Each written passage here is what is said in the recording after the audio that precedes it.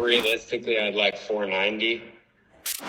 This right here is the ugly truth about owning a Lamborghini. I like to buy a supercar. A bit of a different video today, Lamborghinis. We're going to start this one off with a guy trying to sell his. Then we'll look at a dealer getting ripped off. Then we'll cover a problem Lamborghini owners face that might just break your heart. Then finally, someone considering buying one. How's the condition of the car? It's good. The car has PPF all around. There's a slight scratch on the front right bumper. I can send you pictures of it if you need. And has the car been modified at all? No engine, no supercharger, twin turbo, whatever. Okay, great. I wish. No dealer offers? No dealer offers. This has actually been the first dealership I've contacted just because I always see it on TikTok. Yeah, that's awesome. How much do you need for it? Realistically, I'd like 490. I'm sorry, 390. The MSRP on it's I think it was just under 415. When I see numbers like this, $390,000 for a car, all I can think about is what else this money could buy. In a lot of places, that's a good piece of land or a nice home. Here, that wouldn't cover the full price, but it's still a massive chunk towards one. So 390 would really be the sweet spot. I feel like we're really too far apart. There's a ton of them online in the 350 to 360 range, and they're not selling. They're all aged units. People are really buying these with the superchargers. Actually, it's a really big plus if it has them because it's like a completely different car at that point. I wouldn't be able to justify getting anywhere near the 360s. I mean, I could send you 10 links right now for them retailing for 360, you know? Honestly, my best number is 325. Okay. Well, then I'm going to keep holding on to it for a little bit. All right, I appreciate it. Thanks anyways. Let me know if anything changes. So he would have taken a $65,000 loss if he sold it. Maybe that's not a lot of money to him, but to me it's a huge loss. People forget that even these cars depreciate. Yeah, it's slower than most vehicles. But when it's time to sell, that buyer pool is tiny, because there are far fewer people that can actually afford it. We have some more bad news. John here had a dealer reach out to him, all from a Lamborghini. The Lamborghini's here, and basically the Lamborghini is messed up. We got scammed. We got scammed, basically. He told us the car was perfect. The car has so many problems. One of them being the car has a rollback odometer. The frame's literally broken in half. Look at the bumper right here. Look at that. You see that bump? Whoa, like, look at that railing. Look at this. This is literally hanging off right here. Listen to the ASMR. Where's the mic? Yeah, oh let's my get some. God. This is all over spray. It's crazy. The whole car front end is painted. Top is like torn up. See the convertible top? Wow. All over spray. Guys, this is not how a car is supposed to feel. This, never a good sign. Oh my this car gosh. look like it has 15,000 miles. The one plus about it is the car does run and drive okay. I guess that's a plus. But guys, this car was sold to us, quote unquote, perfect. It's surprising to me that anyone would buy a used car that expensive without seeing it, without having it inspected for potential issues. I can understand doing that with something cheap. You might be able to rely on pictures. But when you're talking about hundreds of thousands of dollars, not seeing the car at all just doesn't make any sense. The interior is literally falling apart. Look at the leather. Look at the other side. The other side's ripped up. Look at that. Holy crap. The carbon fiber seat back is cracked. Wow. This is an identification of a rollback right here. Look at the steering wheel. And an identification of a rental. Thing was shared amongst. If you guys are ever buying a friends. Lamborghini, before you buy it, get the miles checked. Look at that. Holy crap. Dude, this is ridiculous. Holy shit. It's disgusting. Oh my gosh, dude. Oh my gosh. Get a close up on that. It's literally chipping off. It's nuts. Look, it's just cracked. We put this car on the lift. The bumper's literally being held on by zip ties. Dude, that's embarrassing. So, I don't know. Is this really a Lamborghini? We're trying to make sure he's going to buy this car back from us. And do the right thing. And do the right thing. But, I mean, this hey. This is fraud. This is fraud. I signed an odometer disclosure saying this car has 15,000 miles. I've never looked at a Lamborghini up close. They look great from a distance. Once you see that interior, it's not that impressive. I know these cars are built for speed, but it doesn't come across as quality or exotic. It actually comes across cheap. Who knows, maybe it's a lot more impressive in person. How much does it cost to own a Lamborghini? Well, I've owned this car for about 10 months now, and I just picked it up from its first service, and let's go through how much it was. Now, I got a few things done for maintenance, and the first thing was the brake flush, and that cost $463. The second thing it got was its rear brake service, which they replaced the rear brake pads, and that cost $1,311. Then it got an oil change, which was $500. It also needed its serpentine belt replaced, which was $776. It also needed the AC service, which was $463.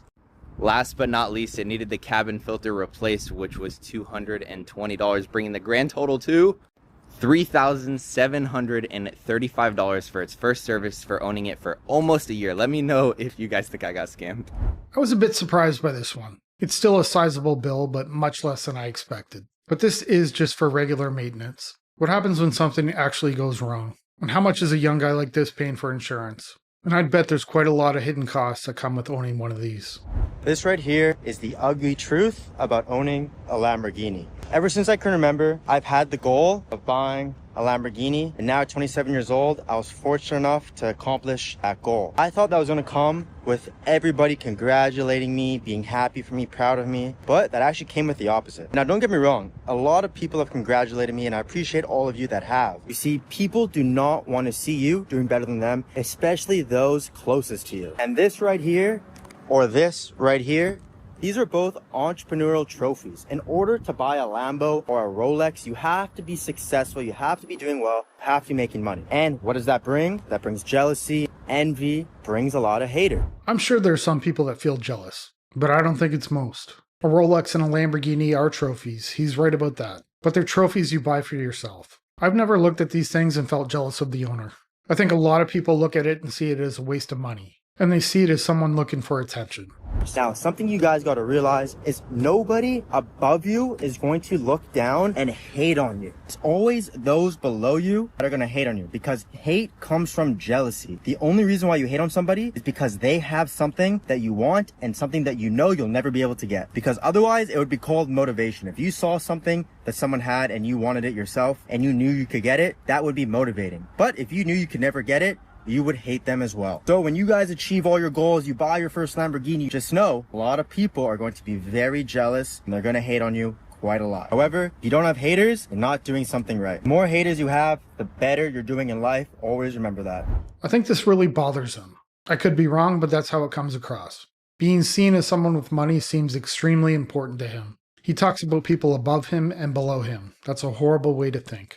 I know it's not always the case, but most of the people I've met with money, the people he would say are above him, didn't get it by being good people. A lot of them I wouldn't trust at all. So their opinions really shouldn't mean that much. I've been fortunate enough to amass some money over the years through just working and some very nicely timed company acquisitions.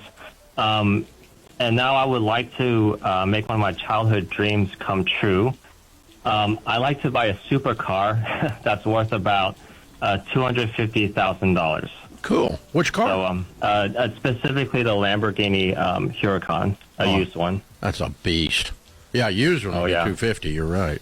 News, what, 450? Yeah. I think so, yeah. Yeah, okay. For me personally, it's something I'd never buy. But that's just me. There's a lot of vehicles I'd love to have, and luckily most of them are cheaper. One of them being a Chevelle, or even another Harley. What's actually good to see here is a guy who sounds like he's got real money in the bank, and is asking for advice. He wants to talk with someone that has more knowledge about his financial situation before spending the money. We don't see that very often. Usually it's after the purchase, when they can't afford the payment. Cool. So what year model would that be? Well, looking on some of these websites, anywhere from a 2015 to a 2017, 2018. Okay, so a 10-year-old has lost $200,000 in value. Yeah. Yes. That's about right. Okay. Yeah. So, and what's your net worth? You sound like you're a bazillionaire or something. My net worth. So I can break this down. I have a net worth if you include the mortgage, about $3.66 million. Okay. And what are you making a year? I make about $300,000 a year, which doesn't include a 30% bonus. It's a single income. I am married with a 1-year-old child. But my wife is a stay-at-home mom. He's got a really great income, money in the bank. That yearly bonus alone would cover a good portion of the car. When you compare his situation to most people, it's very different from someone making $50,000 a year and buying a $100,000 truck. From what it sounds like, he can actually afford this car comfortably. And how old are you? I'm 39 and she is 41. Okay. All right. You can afford the car if you want it. The thing is, here's how I look at these. Here's how I decide this, and I answer questions on this show like, what would I do if I woke up in your shoes? That's how I answer questions, okay? You said you're how old? 39. Okay, good. Well, you've done really well. Congratulations. Thank you. There's a couple of rules of thumb. You, generally speaking, you do not want to own all the things you have with motors or wheels to be more than about half your annual income. Now, your income is a little wacky because you've made big chunks of money doing a few deals here or there that don't really include your 300. How many people actually follow that rule? No more than half their yearly income on vehicles. For a lot of people I know, it's at least their full income. Some are well above that. And then they're surprised when they're struggling to pay their bills. But somehow it made sense to finance another vehicle when they already have two. So this violates that. You know what I'm saying? It's more than half your annual income. So that's one rule I look at. It's not a hard and fast rule. The second thing is, the main thing I do today, if Sharon and I are doing something that feels kind of like a weird large purchase that's strangely, or even a large amount of money we're giving away in generosity, the same thing. We use the burn the money in the middle of the floor thing. If I took this much money and set fire to it, does my life change? If the answer is yes, then it's too expensive. I see. I think you could lose 8% of your net worth, 250 as a percentage of 3.8 million, and probably not miss it. Okay. I think it is a great way to look at things. And honestly, I never thought about it that way before. But most of the people we see in other videos are struggling just to come up with the down payment. And then they turn around and finance a $30,000 or $40,000 car. If more people looked at their finances this way, most of the debt wouldn't exist. If you want to see more, you know what to do. I'll see you in the next one. Bye.